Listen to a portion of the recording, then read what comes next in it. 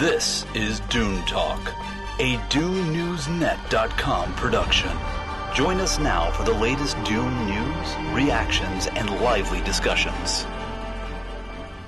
Although there's 5 months to go before Dune Part 2 premieres, and its cast haven't been able to talk about the movie, it's certainly not been quiet.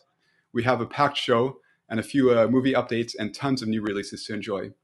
This is Marcus Gabriel, your editor at DUNENewsNet.com, and I'm excited to present you this fall 2023 news roundup together with three fellow Dune Talk regulars. I'm just excited to talk with these guys about kind of the latest.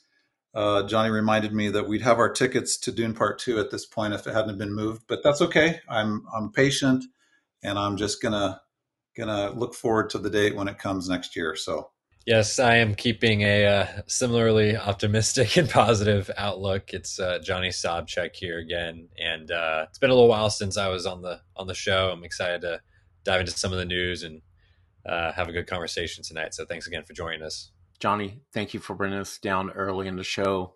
Thank you for helping my depression, thinking that we would have Dune Part 2 soon, but sadly we got to wait until March. Dune movie news.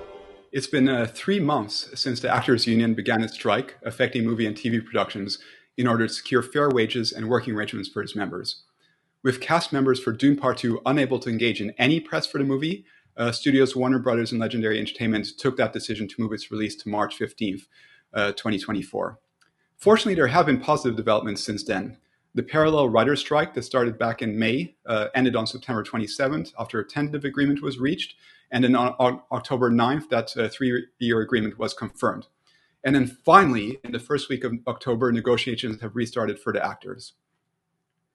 Johnny, these two concurrent strikes have certainly shaken up the entire entertainment industry. What are your thoughts on where things have landed so far for the writers and for the actors? And what are your current expectations when it comes to timelines for that latter strike to reach a conclusion? Yeah, it's been a long road, as you just gave a great timeline there. And I think that, of course, the Writers Guild getting a deal done, that's, progress, and is, makes people, I think, more optimistic about the actors getting a deal done, hopefully in the not too distant future. And, we knew, based on the reports and everything, that the primary reason that Dune Part 2 was delayed was because the studio wanted the actors to be able to promote the movie, especially when a lot of them are younger, high profile, have social media followings, that sort of thing. So that was the logic behind the delay. And now, as was mentioned earlier, we would probably have tickets by this point if they had kept the release. As we know, the strike is still ongoing.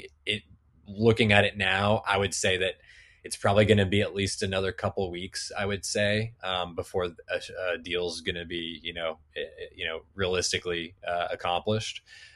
So we'd be pressing right up against that early November release date, I think, if they had kept it. So I think overall, from that logic, that point of view, I think it's kind of worked out the way that I guess Warner Brothers was planning on it to.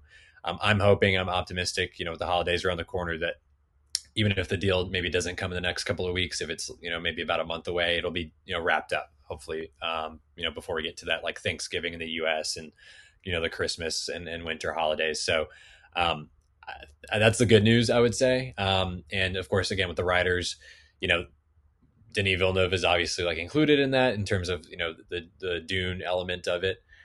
John Spates, who also, co-wrote the film, those are two people that will be able to kind of promote it and talk about it, do interviews, that sort of thing, in the coming months.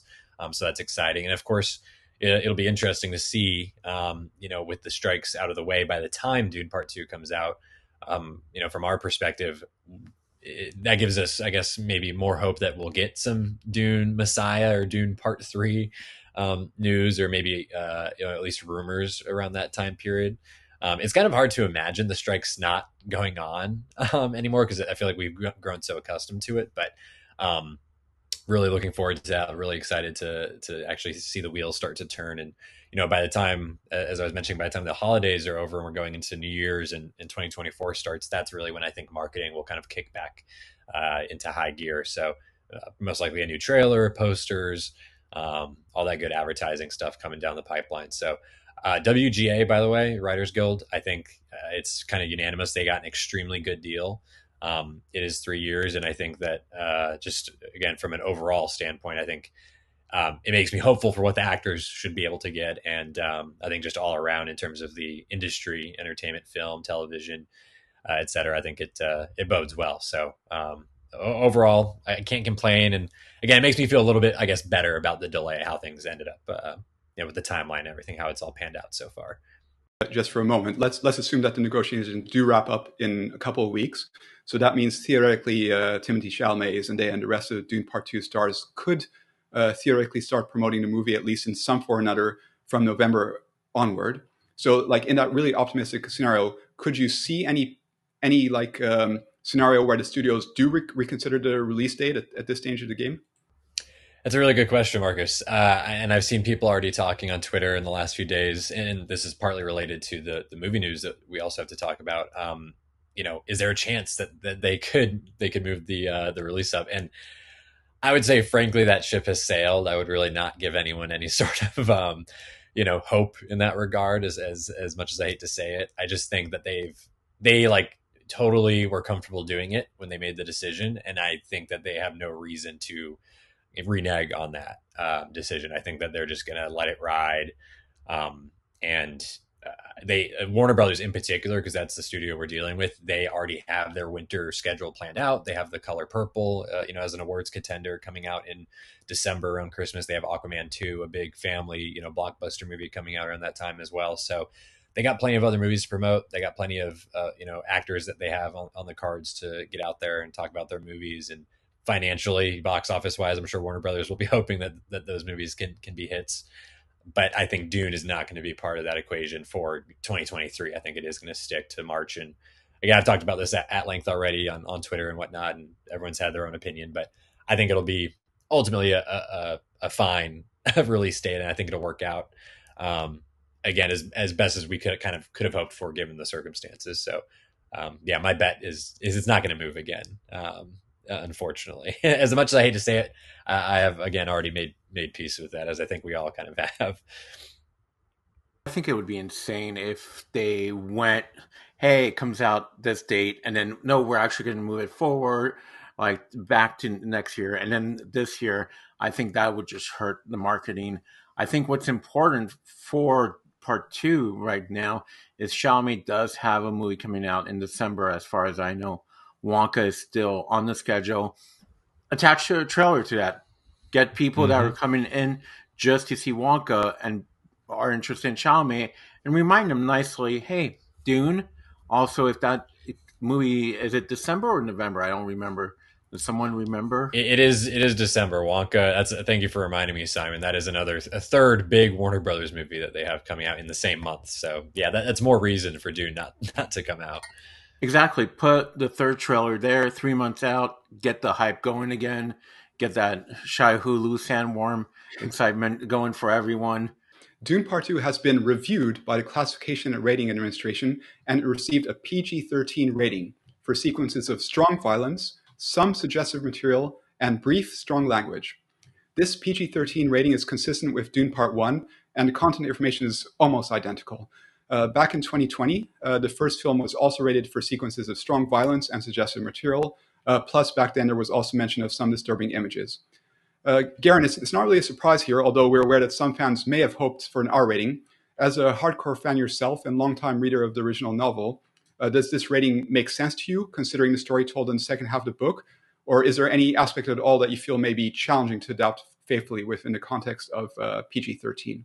Marcus, quite frankly, I'm pleased that it is a PG-13 rating. Clearly, I mean, I want this to be something that I can, that anyone can take a younger person to. I mean, I first read Dune when I was 14. I saw Dune 84 when I was 14. I mean, I was at the height of my sort of connection to Paul Atreides, right? So I'm glad that they are keeping it PG-13. As far as how does this affect, the story? The only reservation I have about this, Marcus, is Villeneuve has told us a number of times that this is an epic war movie. So you talk epic war, and sometimes, in fact, I would say that most, really powerful and authentic war movies are rated R, right? Because the realities of war are extremely violent and really difficult to watch sometimes. So, but I think Villeneuve, I think Joe Walker, I think they have what it takes to be able to make it so that we'll feel the intensity, we'll feel the pressure, we'll feel the anxiety, the trauma that comes from these war sequences. But it can be done in a way that keeps it PG-13. So I don't think any parts of the story could be at risk here. I think that's the masterful skills of Villeneuve and his team. So no, I think it's going to be just fine. And again, I want a trilogy. I want whoever I take to see all three movies one day, regardless of their age. Obviously, you don't want to take a young child to see Dune 1 or 2, but I want to be able to not have that be a jarring experience. I want it to be a consistent experience. You know what happens if you take a young child to see Dune? No, honestly, 1984, I saw it. I was 6 years old. This is what happens. Gosh. So you don't want that. You do not want this to happen. Okay. Case closed, I guess, Simon. Yeah, I think, Garin, you make some valid points there. I pretty much agree with everything you said. I think that this is not surprising. At Marcus, you mentioned it too, like it's PG-13. The first one was PG-13. Yes, there's going to be more epic, large scale, more numerous battle and action sequences in this film, most likely, especially given the way Villeneuve has described it. But we saw also plenty of action and violence and war in the first film as well. It's not a walk through the garden in that movie. So I think that they'll do it justice. I think that they can do it in a way that's tasteful and true to the novel, and it's not exactly a family film, but it is a movie that is aiming to be a blockbuster. And we've seen plenty of movies do well at the box office and do darker material, but with a PG-13 rating. So not worried about that at all. I'd say the thing I'm most excited about with this rating is that strong language, disclaimer there. I'm fingers crossed. I'm waiting for a Dune character to drop an F-bomb. So I think that would be very funny if that were to happen. That's typically what the strong language disclaimer means. So Johnny, you're assuming that the F-bomb is going to last in society for 10,000 more years. I don't know about that. Hey, they're cooking something. That rating tells it all. That's all I can say. Honestly, rated R movies are mostly for nudity, gore, and like really strong language. So you can do a lot with PG-13 rating. Like you guys were saying, first one was not Happy Fun Time, and it was still rated PG-13, and they got away with a lot. I mean, unless you're showing guts and gore, you don't need an R rating, and unless there's nudity. So you can get away with a lot with PG-13 rating nowadays. Heard Villeneuve talk a few times about how he's a few years older than me, and so we grew up watching Star Wars. It kind of defined our childhoods and all that. He talks about how the Empire Strikes Back really was the pinnacle Star Wars film from his standpoint. It's the middle part of the story. It's our heroes are all in peril. It's not. Empire is my favorite Star Wars movie, but it's not all glory, and it's difficult from the standpoint of the protagonists.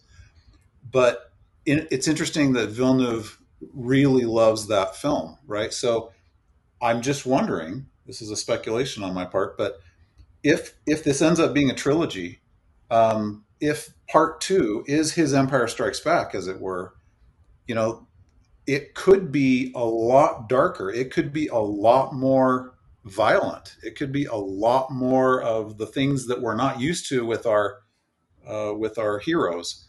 So still, I'm glad it's not rated R for a lot of reasons. But there, like Simon was saying, there can be some real flexibility in the way you edit something. So it could be a lot darker and more intense. Which as far as the story goes. There could be a lot more battle sequences, a lot more violence, that type of thing. And then, of course, it'll be really interesting how he handles the ending, right? Because it won't be like Lynch's ending. It won't. It'll be more true to the film, true to the book. So anyway, that was just a thought that came to my mind, is the kind of the Empire Strikes Back comparison to Part 2, perhaps. Well, when you think about, I mean, we're not going to talk all about Empire Strikes Back versus A New Hope, but Empire is a lot more war, action driven, and a lot of darkness. I mean, when you think about Empire, maybe the first 10, 15 minutes, if that, are happy good times for the rebels. The rest of the movie, you're right, it's a puzzle. They're all separated, and so I think Denis is thinking that Part 2 is his Empire, and Messiah will be his Jedi. I like kind of my last comment on this is Garin. I like how you highlighted Joe Walker in particular as key, and I think a lot of this, as the editor, he is able to do so much just with the way a cut occurs, and we saw this a lot in Part 1 and in Villeneuve's films where Joe Walker is the editor, which has been his last several. I think that editing is just such a masterful art, and you can get so much across to the audience without having to show too much, as Simon was saying, gore and guts and that sort of thing. We don't need that, in my opinion, at least in this novel adaptation. In Part 1, we didn't get that, didn't really need it. I mean, we still had beheadings, burning bodies. There's a lot of blood in that movie, I feel like, for a PG-13 movie, even though it's not gratuitous and it's not pouring out of people. And I think that, again, it's gonna be very similar, and just the way that we've seen Joe Walker work, I'm just really excited to see how he and Villeneuve kind of navigate these sequences and manage to like you said, get that extra kind of gut punch for the audience to get these points across. I mean, the art of Joe Walker is that cut when you see Batista about to behead someone in the first one, and then it cuts to something else. Right there, if we would have seen that head, that could have been an R right there. They're very weird about their ratings, but it's all done in the editing room. And Joe Walker is a master, and so is Denis. So, in Denis we trust. Yeah, Johnny, I think that's the right word to use, gratuitous, because I think that's really the distinction, right? Like in Dune Part 1, a lot of dark stuff does happen, but it's not like shown in a gratuitous manner, right? Like even the point where like Baron Harkonnen kills Dr. Yui, it's gruesome, but like the camera doesn't. That's a great example, actually. Yeah, and I'm thinking to the point about how Frank Herbert himself, if you read the book, like a lot of the action happened off screen. So I would say, like, totally to have a faithful Dune adaptation. I mean, we're going to get a lot of action, we're going to get war in this movie, but you don't have to like linger too much and like show blood and gore just for the sake of it to convey like the war aspect of Dune. Yeah, of course, the one aspect that has come up several times is, I guess, the point you brought up, Simon, about nudity and things like that. So people have brought up the celebrations that happen at the siege after the Water of Life ceremony. Of course, like Frank Herbert described it like in a certain way, but it's also a very brief description. He doesn't go into much detail, but we know that it's like the Fremen lose their inhibitions, and there's lots going on there. Again, it's a question: does the movie have to be rated R to depict something like that? And then you also have the scene we saw in the trailer with Fade and Lady Margot. So obviously there's going to be an intimate encounter there. And again, it's just about like how much you show. So I think going back to your original answer, Garin, like I don't think there's really anything in the film that needs to be R in order to convey the story. Going back to that scene that you mentioned, Simon, where Raban is beheading, an Atreides soldier. To me, the genius, and I'm giving credit to both Joe Walker and Villeneuve, the genius of that shot is you can just see the rage in Raban, and then you realize what he's doing to these guys. And so your anxiety just like peaks, and then you see the sword, but then you don't actually see anything. But the effect is the same. My heart still stopped in that moment, right? But even though my eyes didn't see it. So that's the genius of filmmaking, is that our imaginations just carry on with the sequence. No, so I love that you pointed out that scene, because if those two filmmakers together utilize that technique and skill with Dune Part 2, which has a lot of action and war sequences, I don't think we're going to miss anything if it were a rated R film. I really don't. Look, I'm going to get a lot of hate for this, and go ahead, send me the hate mail, send me the hate tweets. I'm not a big Hitchcock fan, okay? For me, I'm like, okay, I get it. It has time. But if you look at the shower scene in Psycho, you never see the knife hit her or, poke her. And that's the power of editing. And they got away with that. I was trying to figure out what Psycho was rated, but it's very much like that Robin scene. We cut right before we get to see the beheading, the art of filmmaking, the art of editing. And to Marcus's point, talking about like the, what goes down in the sieges, like the part of the rating that you mentioned earlier is the suggestive content, which again, I think we got some of that in part 1 as well. That's what we're all talking about. It's the power of suggestion, and what the edit means and what the images, in certain sequence mean.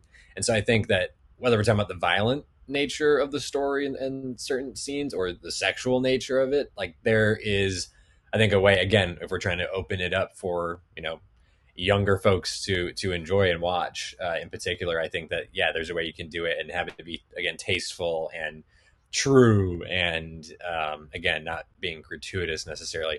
Again, I don't have an issue with any of that. I don't have, gratuity, I think, is great in certain circumstances.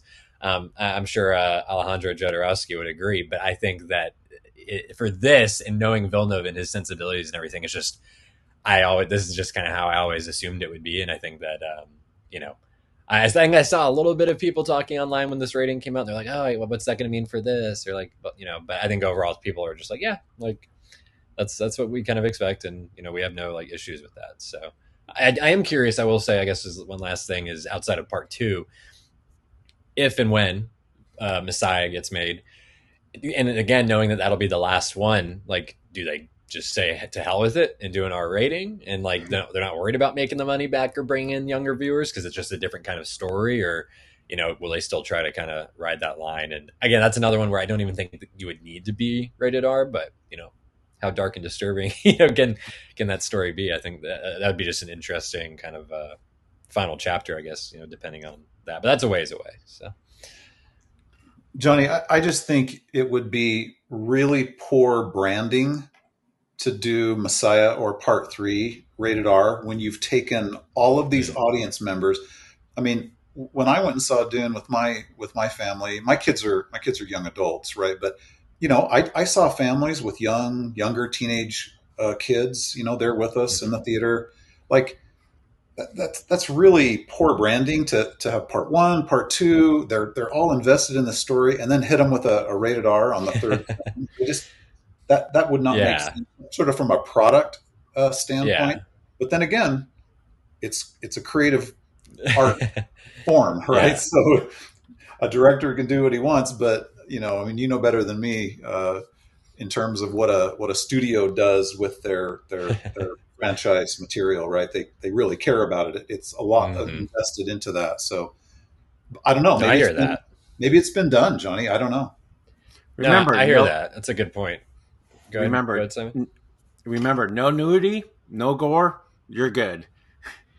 No front or back nudity, and no gore, and you can get away with pretty much anything, honestly. Well, it's it's an interesting conversation though, and I love that we're just like on this like MPA kind of like discussion now. We'll move along briefly, but like I think it's an interesting point, Garin. I'm trying to think of examples like where a franchise goes along and like the rating changes or like it gets, to a more mature audience. I can't think of any, Star Wars hasn't never done that. Harry Potter didn't do that, but Star Wars did do that. I'm going to put on my nerd glasses right now. Give me a second. All right. Well, technically, I think the original Star Wars, like the that is true. Okay. This is prequels. True. Yeah. Were like episode 1 and 2 were PG, and 3 became PG-13. PG-13, yeah. And that was like a big hoopla. I remember, I remember. Oh, Lucas is doing a PG-13 movie. Watch out. That okay, you got me there. I will give you that, but that's not hard. It's not rated R though, Right. So that's the one thing. But like, you know, Lord of the Rings, they're all PG-13. So I think it's fair to make that point. And again, I was just saying that for sake of argument, but I don't think Dune Messiah, just from, you know, having read it the one time, I don't think that's a book that needs to be rated R to be adapted. No, you know, it doesn't. any more than Dune, you know, the original would be. So yeah. Now the later books, that's a whole different story. Of course, where there's a rating, there must also be a runtime, right? While there's no official word on how exactly long Dune Part 2 will be, placeholders are appearing in various movie databases. Both IMDb.com and Rotten Tomatoes list around 2 hours and 30 minutes, likely coming from the same data source. And the former even makes reference to 3 hours, 15 minutes. But what's actually really amusing right now is that the technical specifications page on IMDb currently states the runtime as 3 hour 15 minutes, 195 minutes in total, slash 2 hours 30 minutes, 150 minutes for the United States. So does this mean that the international version is going to have like 45 minutes of extended post-water of life ceremony sequences, and then that will need to be cut out from the US version? Probably not. And I'd say we should take both of these runtimes with a large grain of salt. With that in mind, now I want to hear from each of you. Do you expect that the real runtime will be closer to 2 hours, 30 minutes or to 3 hours, 15 minutes? And also, what's your rationale? I'll let you kick off, Simon. All right, no pressure now. I do think it should be probably around 3 hours. Also, let's not forget, most movies now might be 2 hours and 40 minutes, and you got to get 20 minutes of just credits. You know, everyone that works on the film. I think 3 hours, 15 altogether, have the film actually being 3 hours and 15 minutes of credit, and maybe, you know, an end sequence with someone's eyes glowing silver would be great. No spoiler, just read Dune Messiah if you want to know what I'm talking about. I think 3 hours would be great. Obviously, I want more Dune. I hate and love long movies. If I'm taken away, I don't care if the movie's 90 minutes or 4 hours long. Like me and Garin have talked many times. Lawrence of Arabia is one of our favorite movies. I know people are always like, oh, that movie's so long. But it just goes by because it's such an amazing journey. Take me away. Let me forget where I am. Just Denis, Joe Walker, and the rest of the team. Take me away to Arrakis again. So, Marcus, my take on this really stems from my experience with Part 1. So one of the things that I was, among many things that I was so pleased about after just seeing Part 1 in the theater for the first time with a large packed theater, I remember everyone came out of the theater and we're all just kind of hovering in the, you know, in the entrance there, and people are outside near the front doors, and I'm just hearing all these conversations, and it's just so cool because they're talking about all the depth and the characters and the plot, and one of the things that I do remember people hearing, or remember people saying, is more than a few times, wow, that went by so fast. Like that didn't seem like a very long movie. You know, I was just totally in it. And even my own family members, my own kids who had never read the book, mentioned the same thing. And so I know I'm kind of dodging your question here, but I don't care how long it is. I mean, obviously there's a point at which it's beyond, you know, just sitting there in one place for that long a period of time. I don't think it matters with Villeneuve, because I really think as long as he just allows his talents and skills to come through, and Joe Walker and everyone to just flow, we're going to be in it, and we're not going to care how long it is. We're not going to even sense it, because that's the beauty of this Part 1, and what I think is going to be Part 2 is we're literally, just like you were saying, Simon, taken to another dimension, but yet we feel like we're there, and so we lose track of time. So I just think it's not really going to matter. I mean, I know there are reasons to care, but I want it to feel as if there's no time. Great points all around. To your question, Marcus, I would say I think realistically, it's probably gonna be closer to 2.5 hours than 3 hours and 15 minutes, because 3 hours and 15 minutes is a really long movie. But I am optimistic that it will be pretty close to 3 hours. I'm thinking maybe like 2 hours and 45 or 50 minutes, maybe, which would still be closer to 2.5 hours. But I mean, I think there's a decent chance that it could be right close to that 3 hour mark. We have seen kind of a resurgence in the last couple of years since movies have kind of made this comeback to some degree, of longer films, especially like blockbuster films, from Avatar: The Way of Water being 3 hours long, or The Batman being 3 hours long, or Endgame, of course, right, before the pandemic, that was a 3 hour movie. And also just this year, again, proving regardless of genre or rating, or content, that people will turn up if the movie is good. Oppenheimer, of course, right at 3 hours, making almost $1 billion. So I think that there's certainly an audience now that has been kind of conditioned to some degree, that if a movie is worthwhile, if they're excited for the movie. We have Killers of the Flower Moon coming out in just next week. And it's not going to be a blockbuster, but I think it's going to open up to 35-40 million in the US. And I think that and that movie's well in excess of 3 hours. So I think that there's definitely a good chance. I think it would certainly be worthwhile for Dune Part 2 to be on the longer side, certainly longer than Part 1. And I think, again, closer to that 3 hour mark, hopefully, than the 2.5 hour mark, for example. Just because it is paying off everything that was set up in Part 1. And I think people are willing to give this movie more of their attention, more of their time, because of how much I think a lot of people did enjoy the first chapter. One of the highest grossing movies I think of this year is the new Into the Spider-Verse film. And that's almost like 2 and some change, almost 3 hours. I mean, there's parts when I was watching it, I was like, you can easily cut that out. But people came back, watched it a couple times. It made money. I remember the joke when I went to film school 20 plus years ago, make a short film, turn it around a lot. And then Titanic came around and changed all that. I think if people are interested in the story, no matter how long it is, like Garin, you were saying, people forget that they were sitting there for 3 hours. Now, if the movie's horrible and you just want to bang your head against the wall, then yes, it will feel like 3 hours and not 95 minutes. Yeah, I'm going to bet myself that it's closer to the former, but like more towards the edge. So like, let's say 2 hours, 52 minutes or something along that lines. I'd want to have a much longer version. However, I can imagine that over 3 hours will be harder to sell to some general audiences as well as theaters. But yeah, with that amount of material, I really cannot see them making it shorter than the first movie. Anyway, we'll know soon enough. For now, let's dive into some exciting expanded news.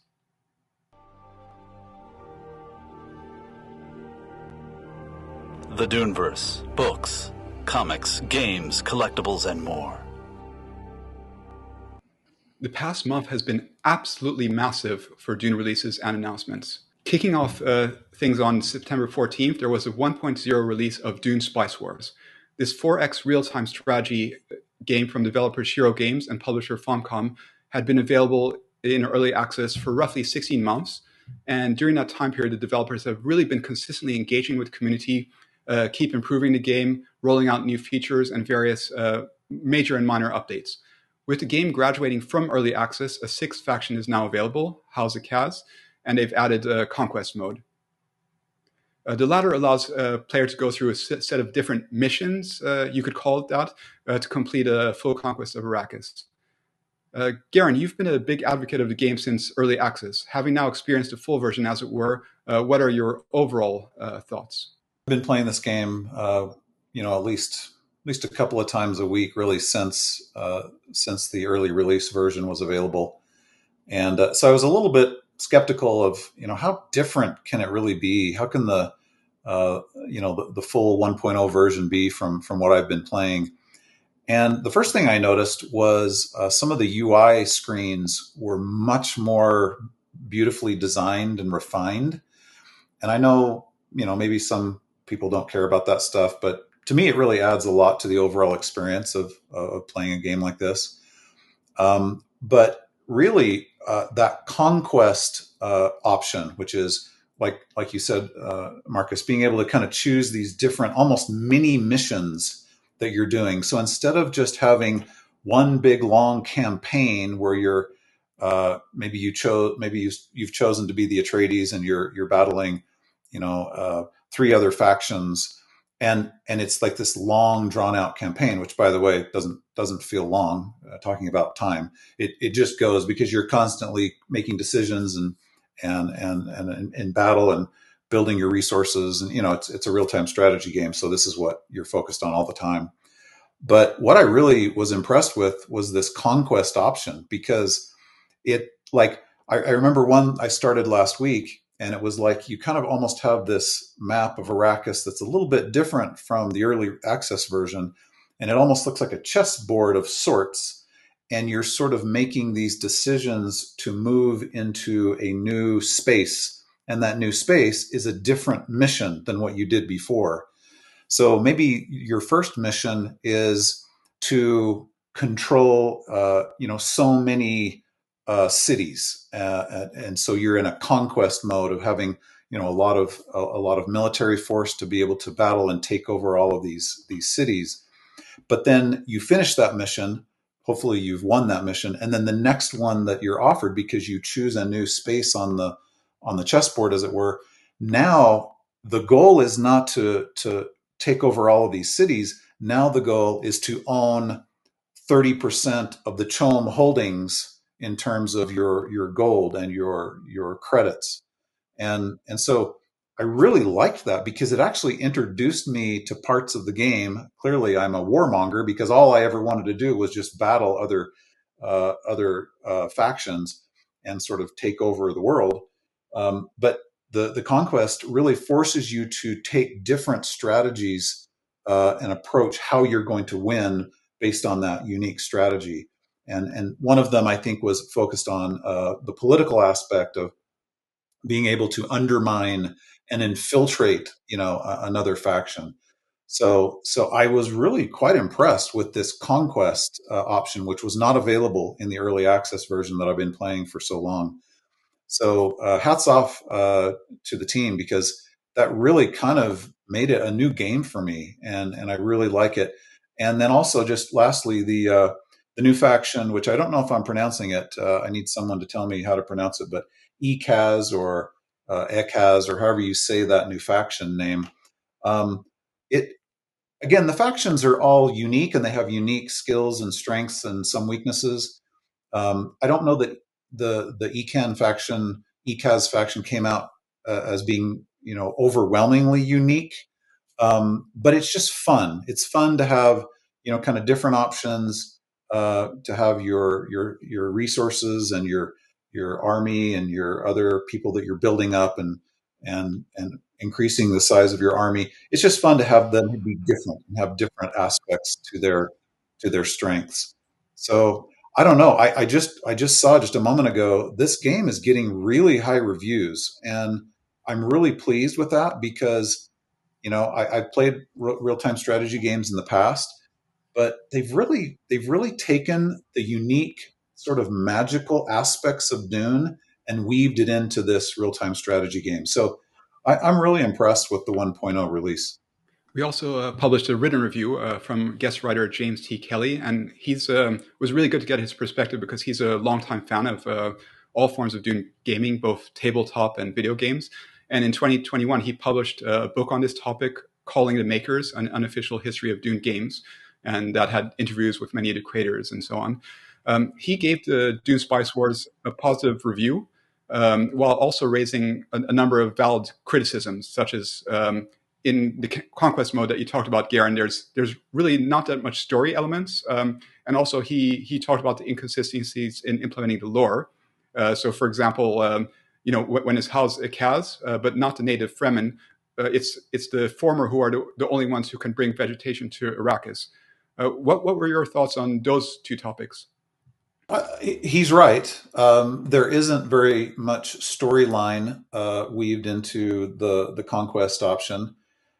That didn't bother me. I really just enjoyed the uniqueness of each mission. I guess that's something that he really values is the story aspect to those campaigns. And I don't know, maybe I just like to get in there and battle it out and then go on with my day. I don't know, but no, that didn't bother me. Didn't bother me at all. And then I guess the other aspect of I wasn't totally clear on. There's only he's saying that only ECAS can actually create vegetation to change the face of Arrakis. Is that what you were saying, Marcus? Yeah, so it's not like, for example, some of the classic games where like the Fremen can start converting the landscapes into like vegetated areas and transform the face of Arrakis. Yeah. So I guess to be true to Frank Herbert, that's not very accurate, right? But again, for me, they've matched enough aspects of this game to what I know to be Frank Herbert's Dune that I'm okay with it. It also, just to shift gears for a second, it plays really well. Like it just flows, and the UI flows, and it's not overly complex to learn. And I just think there's a lot of good going on. But I see his criticisms, and those are fair. Those just aren't things that I am as concerned about, I guess. Yeah, and I think it's interesting hearing the different perspectives, because that represents, like, I guess two different types of players. I guess like one player could be coming in and really looking at, okay, thinking maybe as a chess game, like I want to go in and like think about the strategy and tactics, while another player maybe approaching it more like, I want to like have a storyline, like I want to beat Paul Atreides and like take over and like see the the machinations on between the different parties and that struggle. So more of a narrative game. But fortunately, I guess we do have some games like that coming up as well. But that's going to be Dune Awakening, I hope, if it comes out, because that's going to be the experience of becoming a Fremen or Atreides or Harkonnen, whatever your choices are, and to actually live it and feel like you're there. And hopefully that will have a really strong storyline. So yeah, I agree with you. I think it's coming. Some truly excellent nonfiction book releases. On September 19, it started with A Masterpiece in Disarray, David Lynch's Dune, An Oral History, and that was written by Max Avery. This gorgeous 500-page hardcover goes into great depth behind the scenes of the first successfully completed Dune movie from 1984, interviewing dozens of people who were involved in its production at all sorts of levels, even the director himself. Simon, even as a huge fan of David Lynch's Dune movie, I recall there were a number of details that surprised you. What are your overall thoughts on that book? First of all, if you want to know more about that book, people should watch or listen to our interview with Max. Available on YouTube and every podcast provider that you can think of. Honestly, the biggest thing, that book is amazing, by the way. Just, it's a textbook. It could be its own class, like I told Max. The main thing was the original casting was very unique and also of its time. When I first read it, I was like, Tom Cruise as Paul Atreides? All right. And then I thought about it for a while. I was like, especially after we did our interview with Max, I'm like, I can see it. It totally makes sense for the time. It's just a really interesting book. I haven't got a chance to finish it. It's a big book. It's massive. It's one of those, like, you don't have to read every chapter in a row. Just being like, hey, today I want to know about the editing. Today I want to know about the visual effects. Today I want to hear about Kyle MacLachlan, how he got the role. So it's something that you can go back to. I highly recommend it, even if you're not a fan of the Lynch movie and you're just a fan of Dune or filmmaking. Johnny, I think you would appreciate it for the filmmaking point of views of what Max talks about. So it's an epic book. It's a nice little Christmas present. Well, it's a big Christmas present, let's be honest. Yeah, and as mentioned, we went into some really cool details when Max was in the show, so definitely check that out. Then on September 26th, we got The Spice Must Flow, the story of Dune from cult novels to visionary sci-fi movies, and that was written by Ryan Britt. This page paperback, also available in audio format, by the way, takes readers on an enjoyable journey through the entirety of 60-year history of Frank Herbert's Dune saga. From its odd path to getting published the first time up to the latest movies.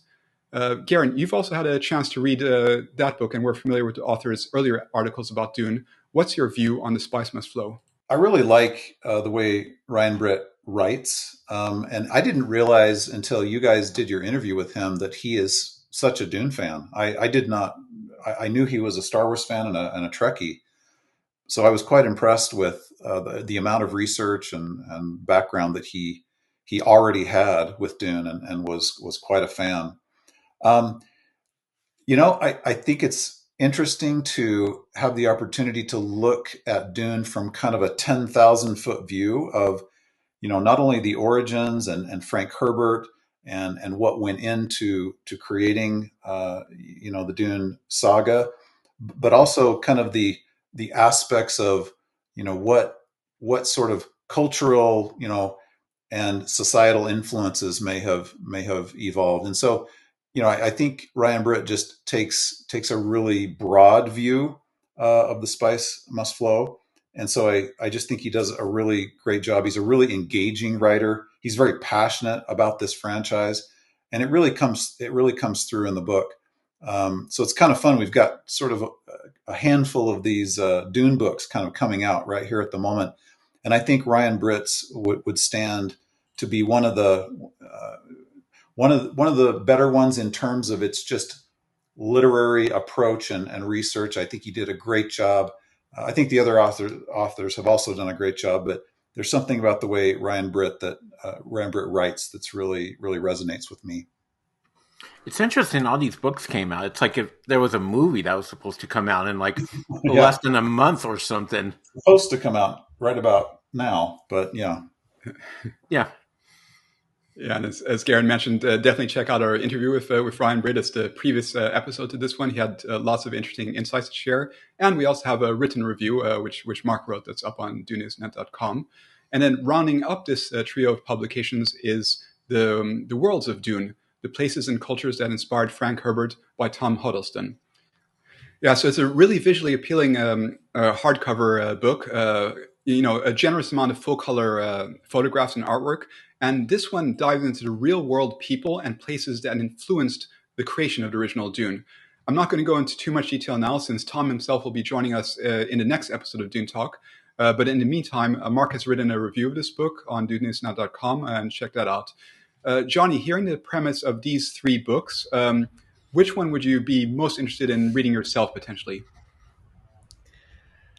Yeah, I haven't gotten a chance to dig into any of these yet. They all sound really interesting, and I think that they each take a really cool approach to, a piece of, or, kind of the entirety of the Dune lore. I would say, I think the Tom Huddleston book about kind of the inspiration for Dune, where Frank Herbert drew from in the real world, I think that, to me, I think offers something just a little bit different, maybe a little bit more unique in terms of my own exposure to Dune publications and kind of, the different books and novels that I've seen written about the franchise. And I think that something that people are always looking for, in my experience online and in general, is just, learning more about the different real life, peoples, places, cultures that Frank Herbert took clear inspiration from. And, kind of, I think it's nice in a way to pay homage to those different, cultures and learn a little bit more about it and go into more detail about how exactly, what specific influences are there that you can cite in the original novel or the sequels. And I think even for me, as someone who's comparatively to the rest of the crew here, a little bit more of a novice Dune fan, having only read the first two novels, and I think that I would in particular like to read a little bit more and just learn more about those influences, because some of them are certainly more obvious than others, but I'm sure there's a lot that I myself am not aware of or haven't picked up on yet from just the first two books. Just add to what both of you have said. this Tom Huddleston book, which because I'm going to be joining that interview with him soon, um, it would make another great class. Like it would be a great textbook. Uh, it's not as thick as the Avery book, but it really exposes you to historical and societal and technological influences that not only may have influenced Frank Herbert, but Frank Herbert acknowledged that they influenced him. And so I was one of the strange kids in school that I really liked history. I thought it was super cool, especially if there was war involved. And the way he structured this book is to take kind of a subject like the spice, and then he just spends a whole chapter going into all of the things at the time period that Frank Herbert was not only living, but at the time he was writing Dune. What influences could have created the whole idea behind spice, and whether it's oil, whether it's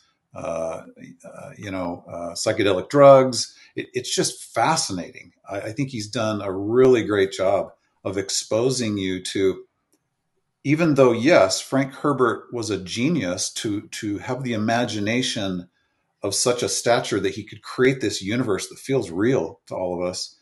But yet there were these influences that without these historical events and things that he read and exposed, we wouldn't have some of the things in Dune that we have.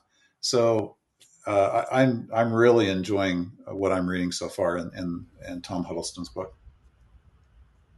Yeah, definitely look forward to that interview coming next on DUNE Talk. Then our last section for today, there was a lot of exciting news for Dune collectors.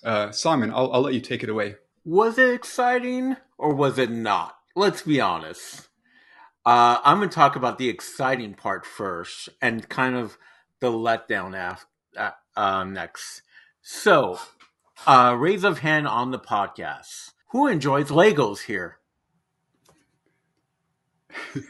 Okay, okay, Johnny maybe. Marcus doesn't enjoy Legos.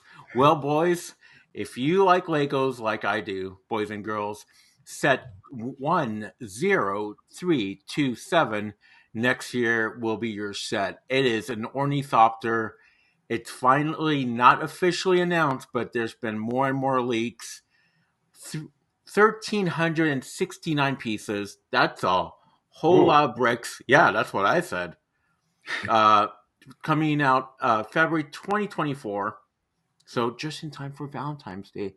If your loved one loves Dune, then get him a Lego ornithopter, Mrs. Garin. Yeah. Right? It's going to retail for $165, which is not bad. Honestly, for that many pieces and being a licensed product, that's really good. Because sometimes you get Star Wars Lego sets that are $80 and they're like 600 pieces. What blew me away was not just the size of the ornithopter, 23 centimeters in height, 57 centimeters long. So that's about 22 inches long for the ornithopter. So about 2 rulers long. Here's the crazy one, 79 centimeters wide for the wings. I haven't done the math on that to convert that to inches yet. But the minifigs. So Legos are known for minifigs. People buy Legos just to get the minifigs. We're going to get Paul Atreides, Lady Jessica, Gurney, Chani, Leto, Kynes, Duncan Idaho, and the Baron in his long robe. So I'm just wondering if it's like a couple of bricks of Legos that just kind of make that long robe that you see him being like, my Arrakis, my Dune. But honestly, I am super excited to build this. I will personally buy one of these if Marcus will let me do a review of it. If Mark doesn't beat me to it, because I know Mark's a big Lego guy too, or maybe Garin, or we can have a live stream one night and just build Legos and talk about Dune. There's been so many leaks, but for right now, it's still in the rumor talk. And then I want to talk about the action figures. So if you've been watching or listening to this show for a while, you know I got into Dune because of the 84 figures, and those hold a special place in my heart. Super 7, please release the second wave of those radioactive, those radio reactive figures. But McFarlane showed off some of their toys for Dune Part 2, and I'm kind of glad because I'm not going to be spending that much money on them. Because a lot of them I'm not impressed with. Can we talk about the elephant in the room? Our first real look at Christopher Walken as the Emperor? How? It's not pretty. It's not pretty. It's not. And it was kind of a letdown. You're like, really? This is your first real full shot that we see of Walken as the Emperor? I was like, please tell me this is a joke. This is not a final product. But apparently it is. And by the time this episode comes out, each individual figure and everything will be out except one box set. So we have a Paul that looks very much like the original Paul from Part 1, just with a little bit of robes, a different sword. Not too impressed by it, honestly. The Christopher Walken, I'm done talking about that figure. I never want to see that figure ever again. I will start laughing when it's on the pegs and no one's buying it. This clothing is not fit for the Emperor. Right? The Emperor did not get his new groove back. The one that makes me laugh in a way, which I will definitely be buying though, is the Faye Rafa. It looks just like a Batman figure with an Austin Butler face on it. Like, seriously, like, not impressed by it. I'm sorry, McFarlane. Like, as much as I love your toys, usually I'm just... So I am going to get the Faye because, if I have a Paul, I need a Faye. And if I have a Paul, I need a Chani. And she's in this set. Chani actually might be the best looking figure.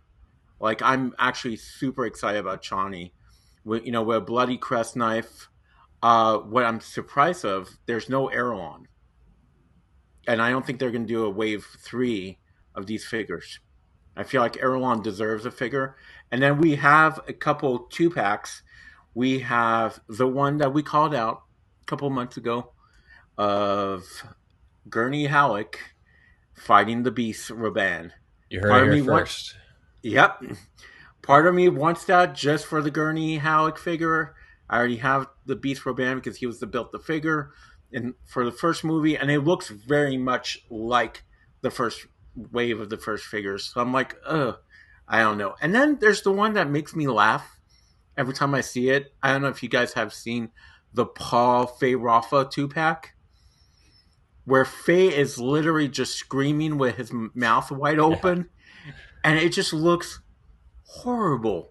Like, I want to love these figures. I want to buy these. I will see the packaging is really cool. There's different lights. There's different, logos for each house. But overall, I'm just really disappointed. Or maybe I'm jaded in figures now. Maybe that's what it is.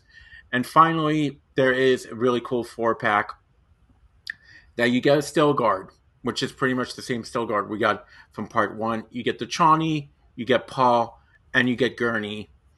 It's an Amazon exclusive that hits on October 31st or 30th, I think. 30th, one day before Halloween, one day before my wedding. So if anyone wants to get me that, I'll be cool with it. But I'm not gonna go out of my way. I'm just really let down with these figures. I was hoping for more, and I think maybe it was just the lack of the Emperor and just being like, really, this is what we're gonna get. Hopefully he has another outfit in the film and not his pajama pants, moo that he's wearing for half of the movie. Excuse me. The other stuff I'm not too familiar about. Marcus, you told me about these models that are coming out. I didn't get a chance to really look into them that much, but they look really cool. I feel like Garin would be into those little models. Yeah, it's actually like, I'm not into like collectibles as much, but like I've never heard about these Meg models, but these images showing like there's going to be an actual model of the Spice Harvester and the Ornithopter, which I'm sure is already on Garen's list. They look really impressive. So like, we'll have to learn more about those. Yeah, those look cool. Lego, super excited. Funko, oddly didn't show off anything at Toy Fair. Weird. McFarlane, maybe Todd, just keep collecting baseballs and like keep drawing comics. Just not impressed by them. But you're still gonna get my money, so whatever. Rest assured. Yep. You hear that, Todd? Don't worry about it. Great. So that's a wrap up for our roundup this week. As mentioned, we have an interview next week, and we have a lot more stuff coming down as we count down to the holidays and Dune Part 2 coming in 2024. So for now, let's go ahead and sign off. Simon Dowdy here. You can follow me on SDowdy on all the socials. If you hate my Hitchcock lack of love, or you hate me talking bad about McFarlane, tweet at me, Facebook me, Instagram me, block me, whatever. I love you guys. Thank you all for watching, listening, and sadly, we still have to wait a little bit longer. Thanks, everyone, once again for joining us. Great to be back. I feel like we never left. And, I'm excited for this next period as we move towards Dune Part 2's release. Got plenty to look forward to, I think, in the next few months. And, if nothing else, I think that the conversation we were able to have on this episode was a pretty good one. So thanks again for watching. You can find me at Johnny Sobchak on Twitter, Letterboxd, all that good stuff on social media. So thanks for watching. Hey, everyone. Thank you for watching. Really enjoy the conversations we have, and just appreciate a lot of the comments we're getting on many of the channels, and particularly on YouTube. And just really enjoy having your perspective and your insights, even if it disagrees with things that our opinions. Just really appreciate your interactions. So thank you for supporting us. We're open to hear it, and we'd love to hear what you thought about these shows, what you'd like to see more of. Just shout out to us at DUNEWSNet. This was Marcus, your editor at DUNEWSNet.com, and you can find me at Marcus Writing on X and on Facebook. Until the next show, take care. We hope you've enjoyed Dune Talk. Remember to like, subscribe, and turn on notifications so you know when the next episode drops. Stay tuned to DuneNewsNet.com and add us to your social feeds. Be the first to hear breaking news and reviews.